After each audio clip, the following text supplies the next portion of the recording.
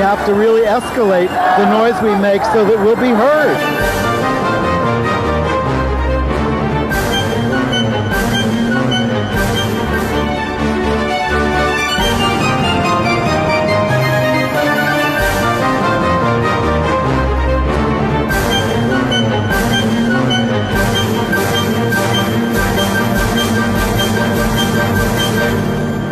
Welcome to Gay USA. I'm Andy Hum. I'm Ann Northrup. I have a cold tonight. My energy may be lower. Andy will be happy about that. Not at all. But we are all energized by the fact that we had a big breakthrough for transgender rights at the Equal Employment Opportunity Commission. President Obama this week remembered the gay victims of the Holocaust. Mitt Romney has appointed a gay man as his foreign policy spokesperson, and he's getting it from both sides. Because the guy is a creep. But the Boy Scouts have fired a lesbian den leader. In North Carolina, where voters will decide on a constitutional amendment to ban same-sex marriage and more on May 8th, our side has unveiled some powerful ads, and we will show them to you. Yeah, they're pretty great. Civil unions are advancing in Colorado, maybe. The Don't Say Gay bill has advanced in Tennessee and is being maybe considered in Missouri. In Washington, D.C., one U.S. Marine hurled an anti-gay slur at another Marine and then stabbed him to death. Very strange story. The Pope is chastising U.S. nuns for spending too much time helping the poor and not enough beating up on gay people. Let's just hear that one more time. Too much time helping the poor and not enough time beating up on gay people. The new director of GLAAD, the Gay and Lesbian Alliance Against Defamation, has come out swinging.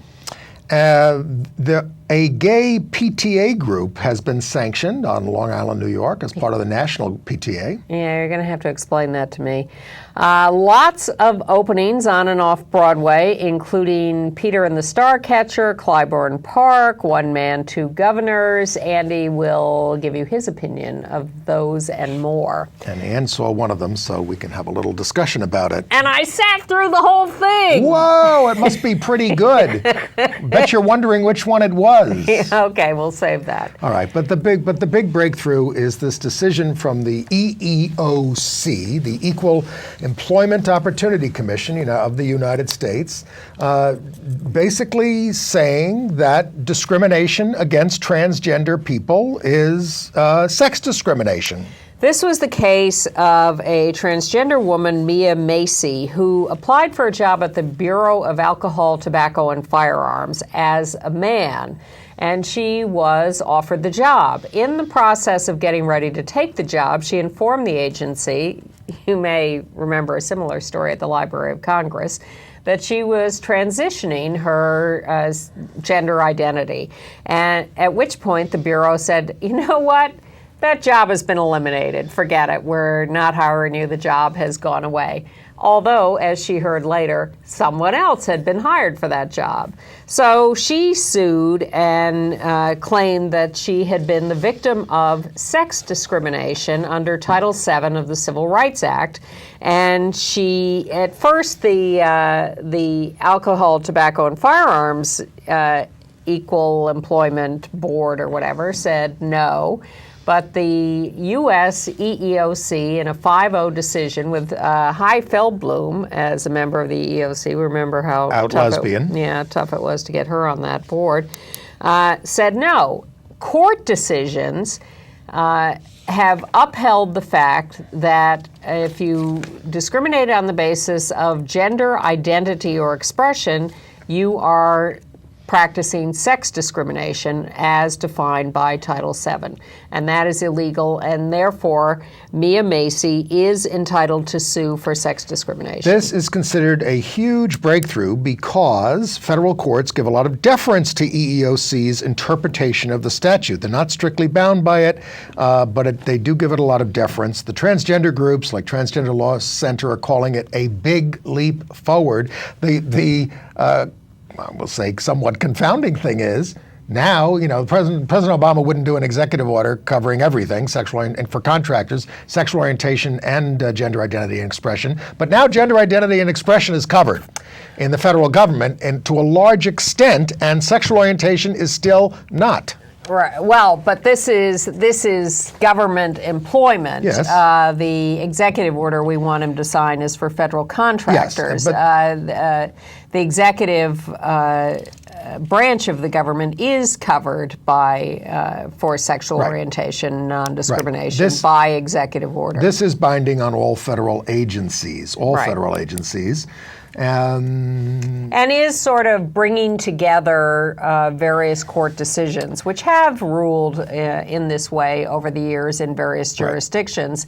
This makes it more of a federal blanket interpretation. Small caveat, well, maybe not so small, but the decision does have to go back to the Alcohol, Tobacco, and Firearms Office of Equal Opportunity for resolution to give Mia the justice that she deserves. What the EEOC decision says is that she is entitled to sue.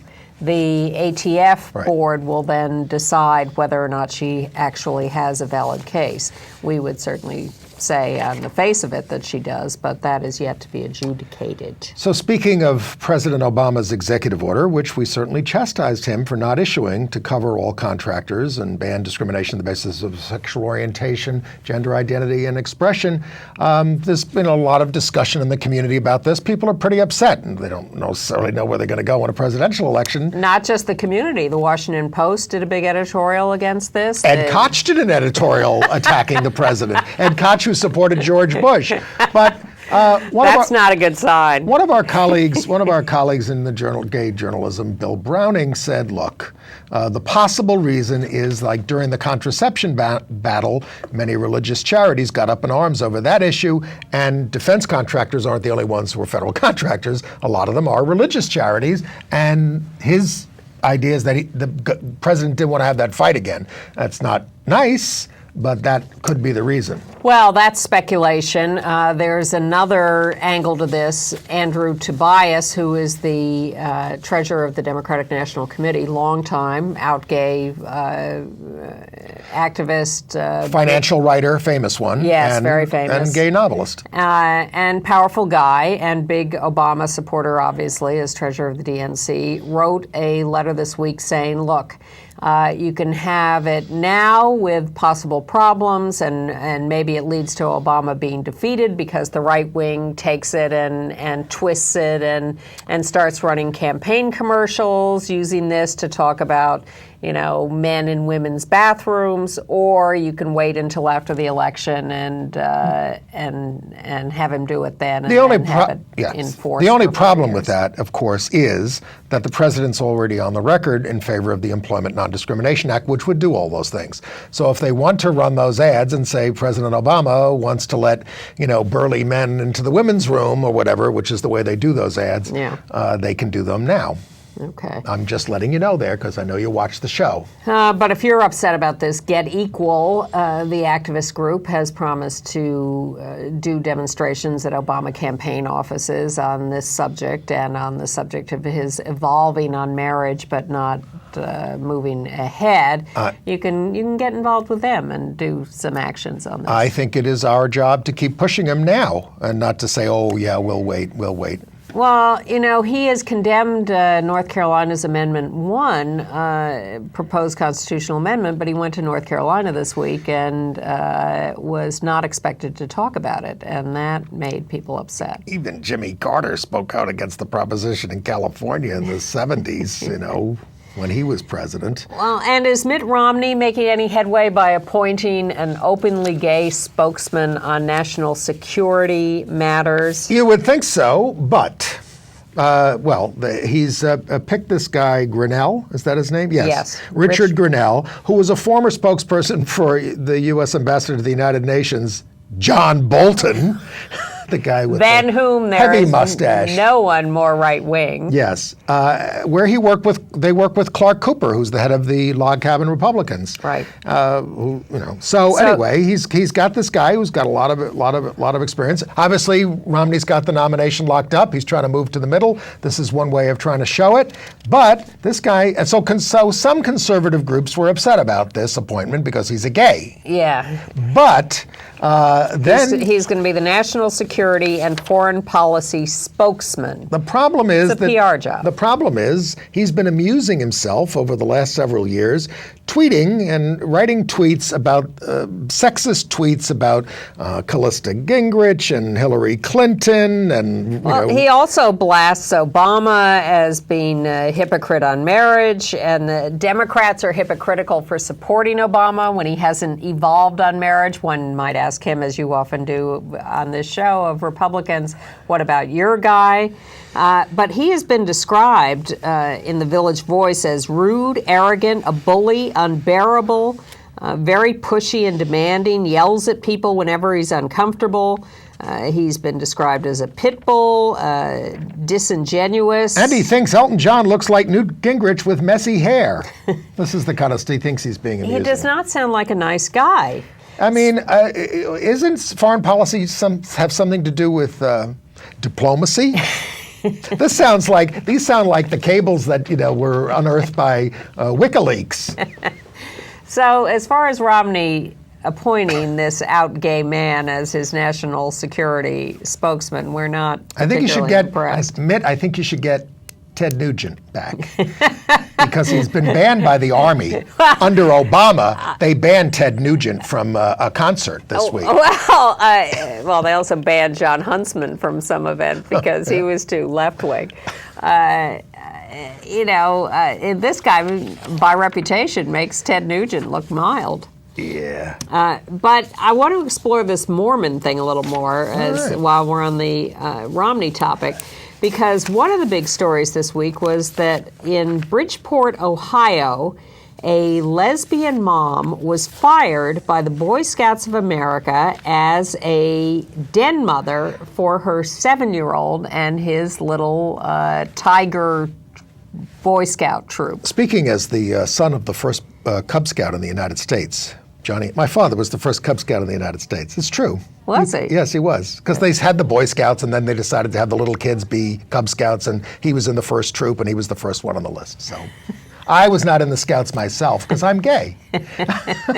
But Jennifer Tyrrell, is that her name? Tyrrell. Jennifer Tyrrell is this mother. Now, here's the question. I mean, did they have just no clue that she was a lesbian? It turns out that her revocation of her membership came after she was elected treasurer of her PAC and uncovered some inconsistencies in the PAC's finances. She was very, very popular in her neighborhood. Someone else was the den leader and left the position for whatever reason, and the other parents begged her to take the job. They love her. The kids love her. She was a terrific den leader, but somewhere along the way, the Boy Scouts discovered that they had a lesbian mom den leader, and they just said, "Get out, you are gone." In the twisted view of the Boy Scouts, which ban homosexuals because it's somehow a danger to children, wouldn't you be safest with a lesbian around boys? Well, this to me Twisted just view.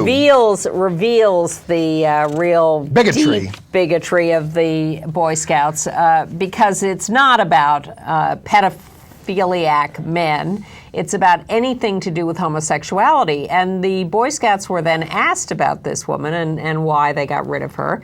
And they said, we cannot have any discussion of sexuality or sexual orientation with the Boy Scouts. Well, she wasn't having any discussion of sexuality. There should be what do you mean there should be a badge for that? There should, actually. But she, this is just them not one. I'm trying to compare it to something we did last week, but I've forgotten what the story was. but they are just so desperately homophobic. Now, the reason I tie this to Mitt Romney is because the real driving force behind the Boy Scouts these days is the Mormon Church.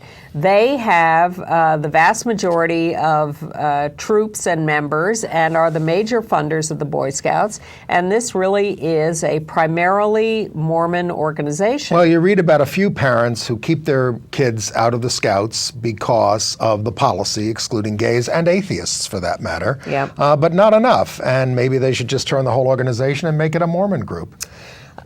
Jennifer and her partner and their 4 kids were at the GLAAD Awards in LA this week, being given an award for their courage, and she gave a fantastic speech. It was so moving, and they were all up on stage together. And if you go to GLAAD.org, you can see that video and a lot of others that we'll tell you more about in entertainment news. Right. But I really recommend taking a look at this because it's just really good. And you should sign her petition. They've already got about 140,000 signatures.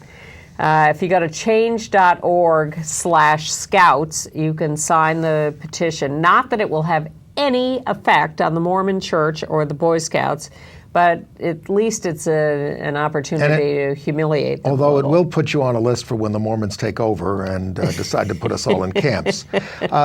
Well, maybe there's some progress. We've had Soul Force on here before, and they have their 2012 Equality Ride, and they're making the stop in Salt Lake City. And they did get to meet with they tried to meet with Mormon elders, apostles, governing people, but they got basically PR people. But they did have a meeting, and they thought it was overall positive, gracious, hospitable, blah, blah, blah. Well, that's what PR people are paid to do. They have an agenda, which I thought was interesting. They were asking the Mormon Church to cut its ties to ex-gay therapy, stop funding the fight against civil marriage for same-sex couples, and adopt a non-discrimination policy for their employees. I think this is all pie in the sky, but at least it was put in their faces. Okay. And then before we leave the Boy Scouts, there is what's going on in Philadelphia. We've been telling you for, several decades now. Well, Philadelphia is one of the only cities to stand up to the Scouts and say, all right, you have the right to discriminate and keep gays and atheists out, but then you don't have the right to free space in our building. So the Scouts went to court over this and said, they're trying to force us to change our views, and this idiot judge agreed with them.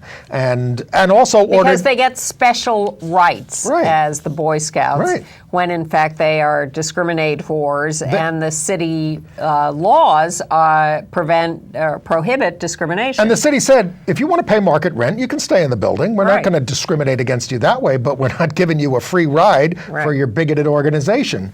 So they've lost that case, but now the city of Philadelphia is appealing that ruling at the Third Circuit Court of Appeals. And meanwhile, the Boy Scouts, is it okay to say they do some good things for some kids? Well, so does the Catholic Church, and exactly. I don't know. I mean, well, one thing they did was Mussolini made the trains run on time. There you go. But Well, when do we get to Berlusconi? That's later in international news. They gave out awards, one of them to this Susan Ungaro, president of the James Beard Foundation, for some fundraising event that a lot of chefs did for the Boy Scouts, so they gave her an award. And she was confronted and told, really, an award from the Boy Scouts, who are the big discriminators, from chefs. And you're from the James Beard Foundation, who was a big gay, and I mean that in every sense of the word. Yeah. And so she rejected the award. She returned it. Oh, she did, yes, finally. She did. I'm not up to date on that. Yes. It's a good thing I watched this show. I'd only read the early reports. Yes. All right, can we go back to President Obama for a second? Well, he did speak at the U.S. Holocaust Museum this past week on Holocaust Remembrance Day, and he was very good about integrating mention of the gay victims of the Holocaust. And, that's in that context. I think that's good. I mean, obviously, actions speak louder than words. We still want you to sign the executive order. And also, speaking of Judaism, a very influential U.S. rabbi has come out as an ally of the community. His name is Rabbi Shmuley Yanklowitz, who was chosen by Newsweek as one of the most influential rabbis in the United States. And here's what, I was really struck by what he said, that this is a life and death issue, and that's why I'm doing this. Sure it is. And, so anyway. And as long as we're in politics, I'll mention the passing of Chuck Colson, the Nixon administration monster, who said he would walk over his grandmother's grave to help Richard Nixon. I used to think it was that he'd hit her with a car, run her down with a car or something. If you heard about Chuck Colson this week, you heard about the bad guy from Watergate who became a minister, prison ministry, and all that kind of stuff. But he was very tied in with the religious rights, anti-gay stuff, exactly. Anti-abortion, anti-everything. One of the authors of the Manhattan Declaration, which was very anti-gay, and very anti-transgender too. He wrote a lot of stuff about a creep to bathrooms. the end. Yeah, absolutely. Yes. Nasty guy. Didn't repent, and if you don't repent, you know what happens. Back to President Obama for a second. He's come out for the Safe Schools Improvement Act and the Student Non-Discrimination Act. Yes. It was on the day of the 17th Annual Day of Silence, which was just held. Well, they screened the movie Bully at the White House and held a reception. This was right after he announced he was not signing the White House announced he was not signing the non-discrimination for federal contractors law. So the next day they try to make up for it by holding this reception around the screening of Bully, having a panel discussion with representatives from GLSEN and people from the film, and announcing that they were endorsing the Student Non-Discrimination Act and the Safe Schools Improvement Act. Right. So that's all very good, but it's not really the point. Another political note in New York, Chris Quinn, who we had on the show a couple of weeks ago, the out lesbian speaker of the New York City Council. We're not endorsing anybody in the race, but she has her biggest lead in the race for mayor next year with 32% in a six-way poll. Her nearest rival, 12%, Bill Thompson. So she is doing well there, although they're still talking about bringing in Ray Kelly, the police commissioner, to run. No. Chris Quinn and Bill Thompson would beat him very narrowly in current polls. Well, as long as we're talking about elections, let's get to the closer one, which is May 8th in North Carolina, where Amendment 1 is on the ballot, a constitutional amendment to forbid recognition of any relationship that is not married heterosexuals or married opposite-sex partners. And these ads that we're about to show you really explain. Well, let's take a step back. Yeah. It's on the ballot. This would outlaw, as you say, it's going to explain how widespread it would be. Chad Griffin, who put together the lawsuit against Proposition 8 in California and is about to become the new executive director of the Human Rights Campaign, is in North Carolina consulting on media for our side, obviously, in the campaign. And Frank Schubert, who just quit his PR firm in California because it was losing business because he does so many anti-gay ads, is in North Carolina doing the anti-gay side of the campaign. So Chad Griffin has put together a couple of ads that are now about to air in North Carolina, if, of course, they can raise the money to air them. And the first one is called Melissa, which tells the story of a family where, a mother has a partner who has a 5-year-old daughter, and she's going to lose her benefits. So let's show that first one.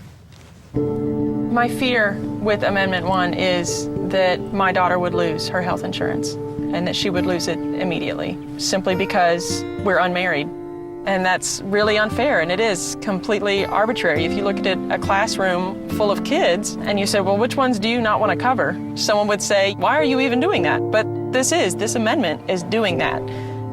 Amendment 1 will take away my daughter's health insurance. And that's extremely unfair. And I think that's a powerful ad.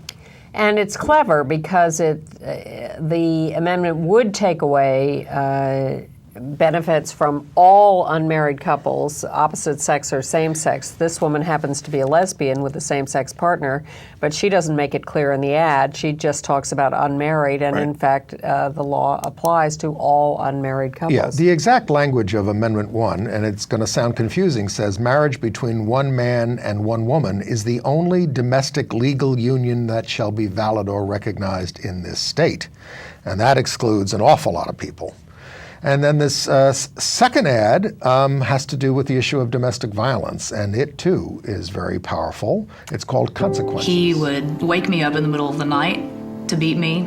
There would be punching, kicking, and this would be with his steel-toed work boots. He choked me almost to the point of unconsciousness. Amendment 1, if this gets passed, would take away my protection order, which would take away my protection just because we were not married to each other. And that would not only put my life in danger, but it would put my daughter's life in danger. It makes me feel like I'm being victimized all over again. I think I would vote no on Amendment 1. Well, the polls at the moment show 54% of North Carolina voters voting yes on Amendment 1. Now, the analysis is that is dropping, that people are happy that it's only 54%. I am worried about Who's this. got the momentum? That's the question. These things are all Well, very degrading, and we've gone through them supposedly- about 35 times to have our rights voted on by the public to decide whether we deserve civil rights. It's outrageous. And as you can see by these ads, it's much broader than just us. This, Sure. you And that's when we have a chance to win. And that's when the only one we did win was in Arizona, Right. when they too covered domestic partnerships as well as marriages. But it's very tricky. Now, there's a new poll from the Pew Research Center nationally that asks voters to rank issues in order of importance to them. And the economy was way at the top, and marriage was way at the bottom. But people are still going, when given this question right in front of their eyes, the chances are they're going to vote against us. There was also a new study this week that said it matters where you're standing when they ask you the question. Are you standing in front of a government building? Are you in a dark alley? Or what? You know, it's actually where you're standing when you're asked a question influences what you say on a survey. It's fascinating. And Anyway. meanwhile, we told you last week about the executive director of the Democratic Party in North Carolina who had resigned in the midst of a sexual harassment scandal, and that the charges sounded pretty specious. Well, the details of the charges came out in the last week, and they're a little more dicey than originally thought. So we'll see whether this has any influence on the election. In Colorado, the Senate Appropriations Committee there voted 5-4 in a party line vote to approve a same-sex civil unions bill. It's on the way to the Senate floor. Where it is given a good chance of passing, but in the House, the chances are considered slimmer. Yes, I mean, because there are a few Republicans who would vote for it on the floor, but they're probably going to try to kill it in committee. Yeah. So we'll see. Okay. All right. Let's get to some terrible news about a killing in the District of Columbia. Outside a bar, late at night, a couple of guys get into a fight, 2 Marines. Right, who apparently don't know each other, but why don't we show them the film report and then talk about it? The local news report. New developments in the murder of a U.S. Marine in the district. The suspect, a fellow Marine, faced a judge for the first time this afternoon. Lance Corporal Philip Bushong was stabbed to death early Saturday morning on 8th Street Southeast near the Marine Barracks. Tonight we're getting a first look at surveillance video from the murder scene. Richard Reeve is live at the D.C. courthouse with the latest on the case. Richard? Well, Gordon, the defendant, Michael Poth, is now formally charged with second-degree murder. These court documents shed some light about facts in the case, including what we're told was an exchange between Poth and the victim. He told him, "I'm going to stab you," just before that stabbing. Now, as you mentioned, we also found some video that shows some of what happened that night. This surveillance video shows a chaotic scene. Marine guards pursuing a person of interest, people hugging. Police cordoning off a crime scene. It's a tragedy. Off camera just moments before, at 2:40 a.m., 23-year-old U.S. Marine Philip Bushong had been fatally stabbed. You can see first responders wheeling him to the ambulance. It's a terrible feeling that we live right on this street and that there couldn't have been some way to stop this. Today in court, Bushong's accused attacker, fellow Marine Michael Poth, 20 years old, was formally charged with second-degree murder. Police say the two men got into an argument that Poth yelled a homophobic slur at Bushong before stabbing him in the chest with a pocket knife. Sad. 2 families now destroyed. Police aren't saying specifically what sparked off the argument. Authorities say Marine guards grabbed Poth as he tried to flee the scene. Bushong died hours later at the hospital. Anytime, there's a life taken, you feel, sorry for the victim, but you also feel sorry for the one that actually did commit the offense. At the time of his death, Bushong, based at Camp Lejeune, was in the process of being discharged from the Marines, a familiar face on Barracks Road. Police say he and Poth had never met before the attack.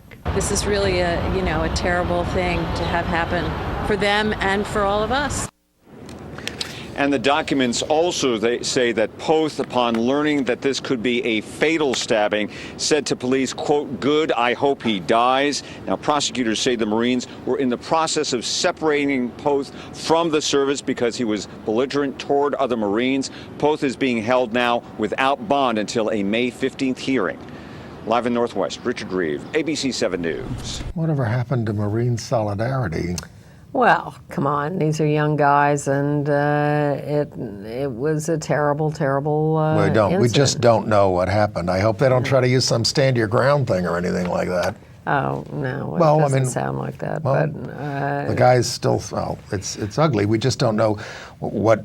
Other reports suggest that the repeal of Don't Ask, Don't Tell has gone smoothly in the services. But I mean, there's no indications that the guy who was killed was gay, other than a gay slur being used. I thought there was, but I could be wrong. All right.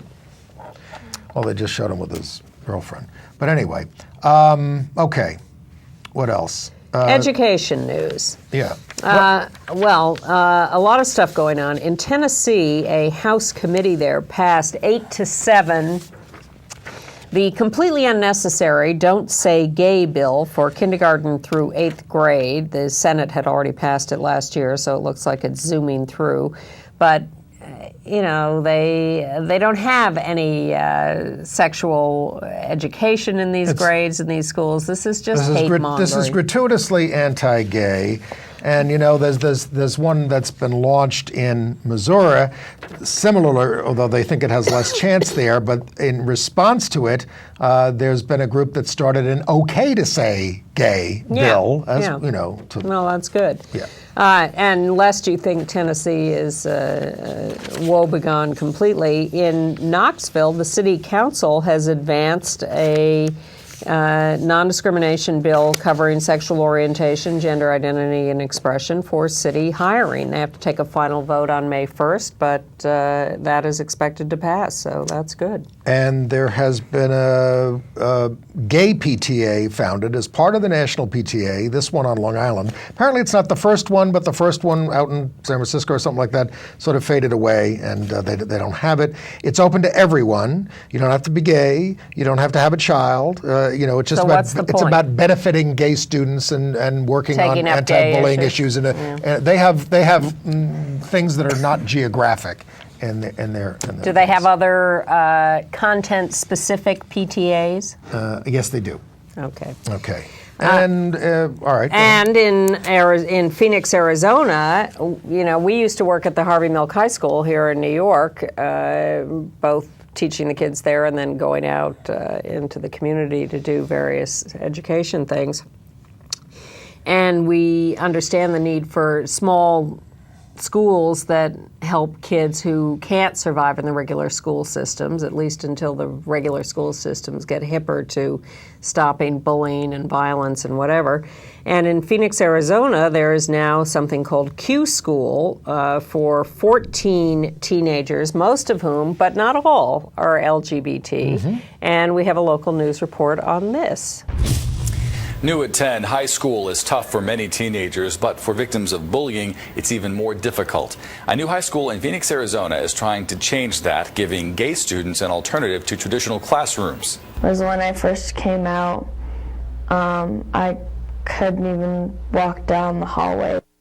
Kids making remarks at me. Which made concentrating on learning nearly impossible for 16-year-old Tyler. I ended up having straight F's, and school pretty much went down the toilet at that point. But that was before Q High, a brand new school created for lesbian, gay, bisexual, and transgender students, many who have been bullied out of a traditional school setting. Q High opened last month, the very first of its kind in the state. They've just been really excited about learning. Cato Stewart is the program director at 1 in 10, the group that operates the school, which works in partnership with the Arizona Virtual Academy to provide online instruction. Stewart says for the majority of the 14 students who currently attend, this school was their last hope for getting a diploma. About a third of our youth have dropped out of high school, so we have dropouts, and then we have about half of our youth are homeless or have been homeless. Michael Wheatley hopes one day there might not be a need for a school like this. My ultimate goal is that bullying and dislike and hatred for gay and lesbian youth stops, and there's no need for this school. The reason we have this school is because there's a need. I think it's quite amazing that this kind of school is open for kids. Wish it would have been here a long time ago. 3 heterosexual students also attend that school in Phoenix. And something's in the water in Arizona. Yes, because there is a young man, let me see if I can find it, River Flannery, 17 years old, straight guy, who ran for and won the position of prom queen at his high school in Tempe, Arizona. And we have a film report on that. Exactly. When you think of high school prom, these are probably the images that you think of. Girls in beautiful dresses, guys in tuxes, right? But what about guys wearing dresses? Well, this Valley teen right here actually had his all picked out and was actually on a quest to win the title of prom queen. But his school said, not so fast. That Tempe teen says he thinks his rights are being violated. CBS 5's Jadian Thompson asks him what he wanted to prove, and it's only on 5 tonight. It's just about a perfect fitting dress, and everyone says it looks flattering on me. River Flannery is a 17-year-old student at McClintock High School. I jerry-rigged some rope to it so that it's not strapless and so it's compliant with the school dress codes. He's far from your typical teenage boy. You see, River wants to be prom queen, but he's as straight as guys come. So what's his motivation? And I guess you could say I'm standing up for those who maybe weren't bold enough to stand up before and maybe putting that courage in their hearts. River says he's talking about homosexuals, bisexuals, or transgender students. But the Tempe School District is being very clear. On a prom ballot, you write names of girls for queen and boys for king. If they want to challenge the way the ballots are written, that would need to be addressed. And it wasn't. River says he got the most votes. And while the school district says he was disqualified, the students have their own opinions. No other person has done it, so it seems like he should be able to do it. I think he probably would have won if he would have wanted to be prom king. I just don't see the point of him running for prom queen. But River says it's his right, and he's not giving up anytime soon. Jadian Thompson, CBS 5 News. That boy is going to go far.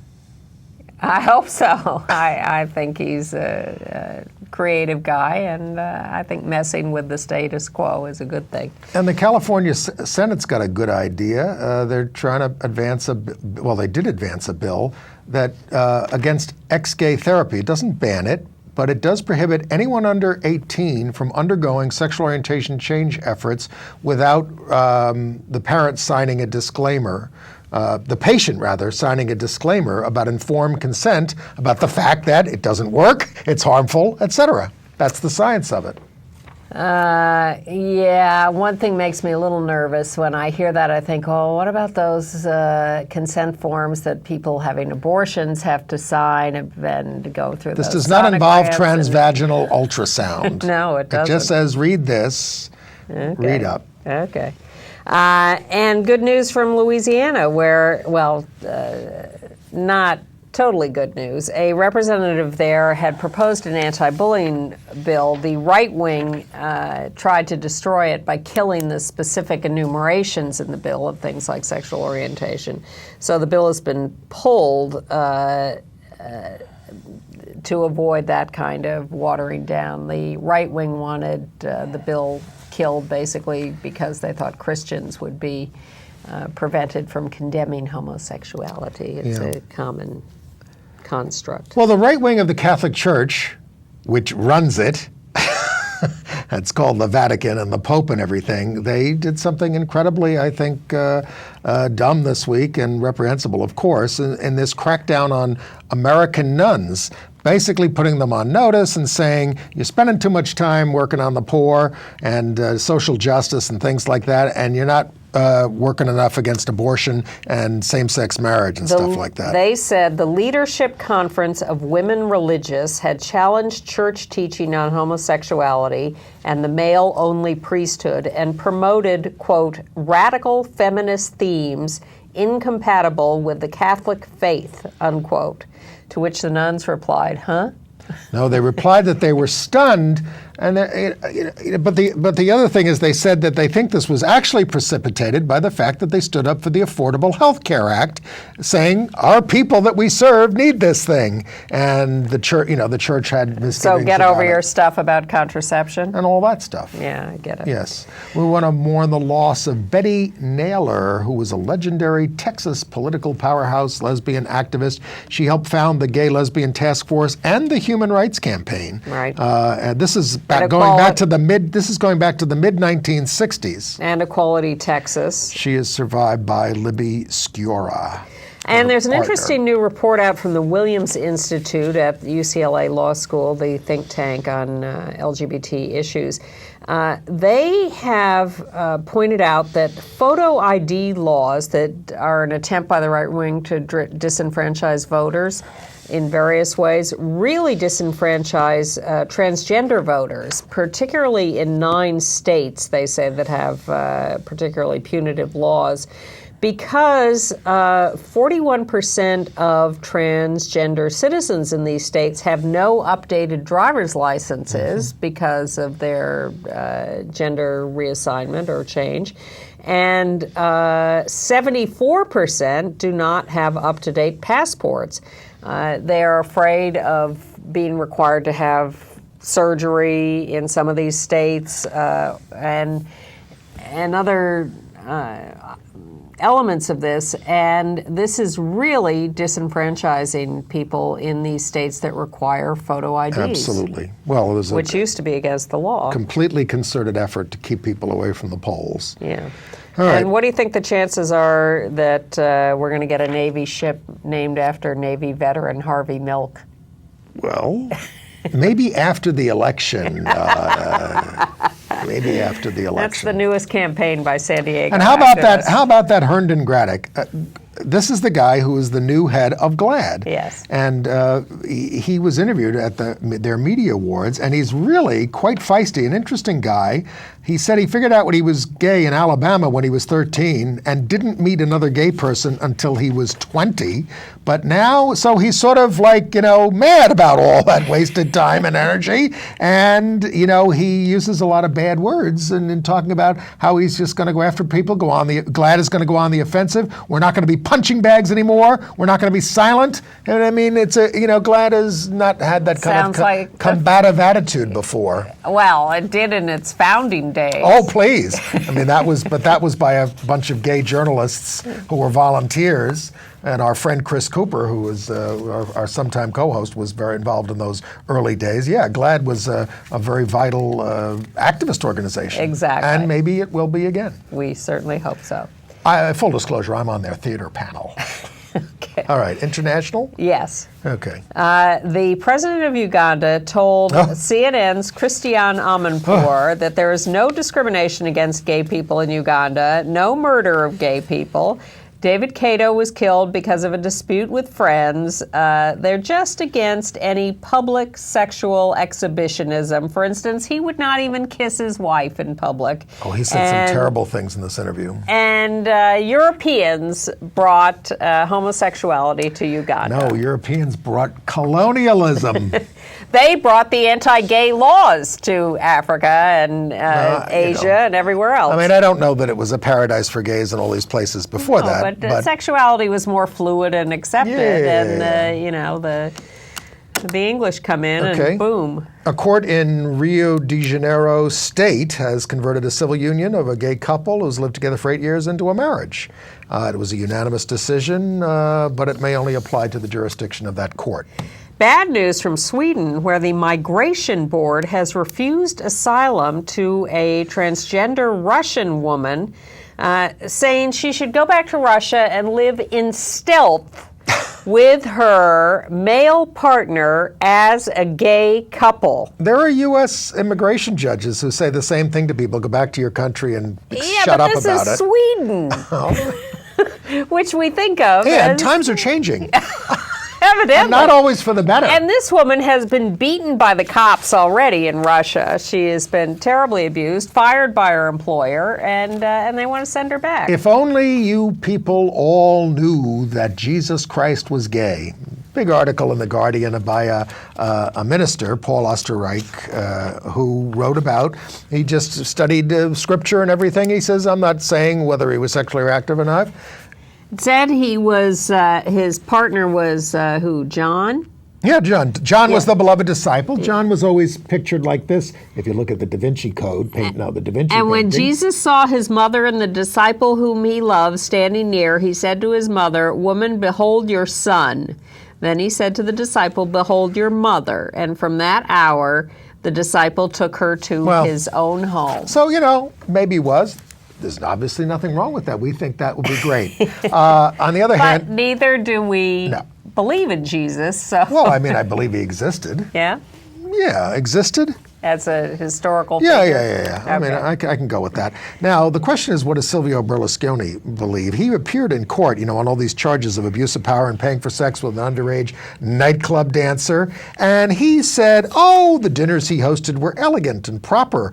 And nobody, he said, they included people dressed as police officers. Here's what the court's saying. They included police officers and nuns who carried out strip teases. I mean, it's that kind of stuff. So then he says, women are exhibitionists by nature, and if they are in show business, they like to put on shows. He is a PIG, just like Mitt Romney's gay spokesperson on foreign policy. And, it's been brought to our attention. We talked about the whole Atlantis cruise controversy with the guys who were arrested for having sex on the ship and were they in their stateroom or not. Pictures have emerged of them on the balcony, naked, screwing. That's what it looks like. So people are saying, don't be so, hard on the people who are criticizing this. It was very confusing because Atlantis was not very forthcoming about what was going on. Let's move on to AIDS news. I can't report on this week's 25th anniversary ACT UP demonstration because it's happening tomorrow. And you will know it if it was successful, if they have imposed a financial speculation tax. I don't think that's going to happen which is the goal. But there is going to be in May a week's worth of demos around this. The Robin Hood tax is another name for it. Mm-hmm. The idea is to put a tiny tax on transactions, speculative transactions, to raise billions of dollars. Meanwhile, Ambassador Eric Goosby, the U.S. Obama administration AIDS czar, is saying that the global budget proposal has been cut for funds internationally because they still have $1.5 billion that they haven't spent. Because of inefficient bureaucracies, and the drugs are cheaper now, and they have long negotiations with countries. So where's the urgency? Why are tens of millions of people who need drugs not getting them? From the ADAP program and other things, and internationally and all that kind of stuff. Yes, right. Exactly. Right. It's ugly. Well, the National LGBT Cancer Network has expanded. It used to be just kind of a New York thing, and now it's going to be a national thing, and it's going to have 330 facilities around cover screening in 330 facilities. The Sex Workers Project was in Albany last week lobbying on a bill that would ban cops from using condom possession as probable cause for arrest of sex workers. It's a way to discourage safe sex, because if you're going to arrest people with condoms, they're not going to carry condoms. And it's a disgraceful law. It's just a very bad. It's just laziness on the part of police. Yeah. And like to in make the easy arrests. obituaries of Dick Clark, it was pointed out that he was one of the first to wear a red ribbon to the daytime Emmys and Yes. sort of promoted that. And I'm not saying all cops are lazy, of course. It's really the law that makes people lazy. If you write laws like that, you don't get a lot of justice. for Lots of people. laws like we that. have a lot of good friends who are cops who watch this show. Yes, and there are just a And they lot do- of systems and laws Yes. that try to accomplish something the wrong way. Yes. Okay. All right. Entertainment news. Well, I just want to reiterate that there were a lot of interesting things at the GLAAD Awards in LA, and you can see all the video of it online. Cher and Mary Bono Mac awarding Chaz Bono several awards for his documentary and his work. And Cher's appearance was very popular. She had this huge afro wig on. Yeah, I want to It's take quite time and look at amazing. that. Yeah. I heard she was great. And the Boy Scout mom, Jennifer Tyrrell, is just fantastic with her family. Yeah. And Katie Butler, who did the petition, the national petition that got the rating changed on Bully, also speaks. So if you go to glad.org, you can take a look at these videos and hear some really interesting and funny and entertaining speeches. By Now, we these told you how Logo TV, the gay channel, is getting less gay, but Lisa Sherman, who's the Executive Vice President General Manager, said, oh no, we're just going to reflect our viewers' lives. So it's not going to be gay programming as much as for gay people, not necessarily about gay people. That's what we have Bravo for. And Rosie O'Donnell has gone to the Today Show, at least. I saw her. How was she? On the professionals she was panel, okay. she decided, or she's not going to be Ms. Hannigan in the new Annie. Yeah. She replaced Nancy Schneiderman on the professionals panel. How I about think. that Justin Bieber? Well, they kind of cornered him in an interview in the Rolling Stone, where he said about homosexuality, it's everyone's own decision to do that. It doesn't affect me and shouldn't affect anyone else. But he was, he's a big Christian, a strict religious type, and on abortion, he just says it's killing a baby. So. And then he says, in terms of like carrying the baby, well, everything happens for a reason. That's what Justin says. Let's get to theater reviews. Well, the show I'm recommending the most this week, I guess, is Peter and the Starcatcher, which we have a slide of up there. This is the prequel to Peter Pan. How did they get there? How did he become Peter Pan? And Tinkerbell and all these other characters. And I've pondered these questions for years. And this is by, Rick Elise, who was married to Roger Rees, the famous actor. They're both big Tony Award winners. And it's a terrific job. They have a great feminist hero in it, played by. It also stars Christian Borle, who was the star of Smash. He is the guy who becomes Captain Hook. He's Deborah Messing's writing partner on Yes, Smash. he plays the gay character there. Of course, he used to be with Sutton Foster. He himself is a heterosexual, but he does a great job on this. It's very high comedy and low comedy, and I recommend it. Then you and I went together to see Clyburn Park. Now, this is the show that takes place starts out in the 50s at the house, the white household of the family that's selling to the black family portrayed in Raisin in the Sun by Lorraine Hansberry. Right. So it takes on the issues. Don't tell them what happens in the second act. I don't like to tell them. I think it's very, No, but the question in Raisin in the Sun is this black family buying a house and moving on up, and this sort of takes the other side and why the white family would be doing the neighborhood busting of selling. Oh, is that what you call it? Well, that's what it was yes, called block at the busting. time. My yes. mother, when the first African-American family moved into my town in Baldwin, not the first, but one of the first, a guy came to the door. You're going to be wanting to sell, right? Right to the door. Yeah. And my mother was like, what? That's what happened in those days. That's real estate agents were going up and down the street. My parents weren't liberals or anything, but they were horrified by that. Yeah. So what do you think? And think they did of the sell play? to an African-American family eventually. It was 15 years later. What did you think of the play? I think, I think it's going to, it's a Pulitzer Prize winner. This is the original cast from the off-Broadway production. I saw it in London and I liked it here. I think it's a very good play that probably will win Best Play over other desert cities. And I think it's about something. I think a lot of the audience came wanting a sitcom. And it has funny lines, and it has its moments, but I think it's serious, and I was quite moved by it. I thought it was better than other desert cities. I wanted it to be meatier and deeper and more serious. So I thought it was a little thin, but I sat through the whole thing. And so between the two of us, anyway.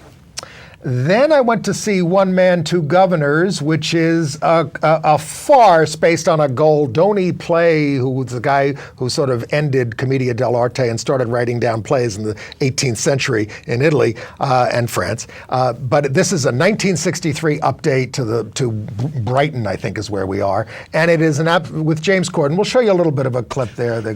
I've got 2 jobs. How did that happen? Oh, you got to concentrate, ain't ya? With 2 jobs. I mean, I can do it, as long as I don't get confused. But I do get confused easily. These guys do every night. I mean, this is like Benny Hill and that kind of humor. I enjoyed it more here. It's the same cast as London. I enjoyed it more here than I did in London with the same cast. Yeah, because it got good reviews in London, but then you told me you didn't like it. I said that it was so English and the people were having too good a time around me. This time people are laughing and it's good, and I just was able to appreciate it more. So I'm recommending One Man, Two Governors. Then, don't bring up a slide yet, I did see the Aquila production of Macbeth at the Judson Church. If you've never seen Macbeth before, this is a very adequate Macbeth. Now I know that sounds like I'm damning with faint praise, but it's a good production. It just didn't have any magic for me. Aren't you supposed to not say the title? Oh, the Scottish play. I'm sorry. I'm sorry. And I will say the title of Don't Dress for Dinner, which is by the same guy who did Boeing. The same author, and what's his name? Mark Camilletti, which was a great hit with Mark Rylance. This is a farce, also a bedroom farce set in the Paris suburbs. Oh, wait a minute. Boeing was an old movie. The play was... This is old, yeah. Oh, okay. Yeah, so. I mean, but they Don't Dress for Dinner. It's just not as brilliant as Boeing was. That's all I'm saying. It's certainly an enjoyable evening for a boulevard comedy. And finally, some mean person went into Tennessee Williams' trunk and pulled out this thing called Masks, Outrageous and Austere, which he never finished. He was working on it for 5 years before he died. We got a slide of it. It's Shirley Knight, who I love. She was in Kennedy's Children years ago and won the Tony. But this is sort of like Plan 9 from outer space. It's like an Ed Wood movie. And I'm going to admit it. You can condemn me if you like. I couldn't stay for the second half. It was unbearable. And it's got a ton of... I hope you don't catch my cold the way you've caught my propensity for walking out of theater. It was preposterous. And, it's got a ton of gay stuff. Explicit gay stuff, which Tennessee hadn't really, done as much in the past. Yeah. It was always a little bit more coded.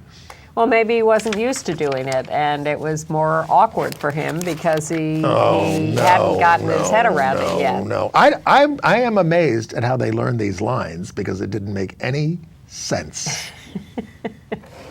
Actually, well, I mean, and again, I'm not knocking the actors or anything like that. I just don't think they should. I think if he didn't want his play produced when he was alive, you leave it alone. Yeah. On the other hand, Eugene O'Neill didn't want Long Day's Journey into the Night produced until 25 years after his death. Eventually he did, and that was his masterpiece. I wouldn't make a blanket statement like that, but I would try to exercise some judgment about whether something was worth producing. It wasn't finished, and it won't be.